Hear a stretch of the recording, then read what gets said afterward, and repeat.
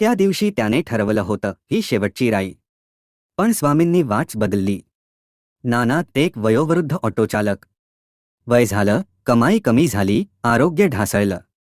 सकाळी सकाळी auto start करताना मनात एक निर्णय घेतला. आजची शेवटची राई. मग ऑटो विकायचा. ती राई जरा लांबची होती. एका मुलीला हॉस्पिटलमध्ये घेऊन जायचं होतं. तिच्या वडिलांची तब्येत नाजूक. ती घाईत होती. डोळे अश्रूने भरलेले. नानांनी वेग वाढवला. वेळेवर हॉस्पिटलमध्ये पोहोचले. ती मुलगी धावत कडे गेली. 10 मिनिटांनी बाहेर आली. हस्त हस्त.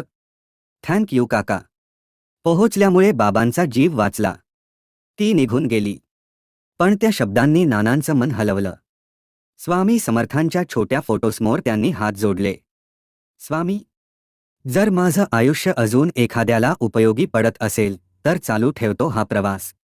त्याच दिवशी संध्याकाळी नानांना एका नव्या कॉल सेंटरमधून कॉर्पोरेट पिकअपची चौकशी आली. ती राईड शेवटची नव्हती. ती स्वामींची नवीन सुरुवात होती.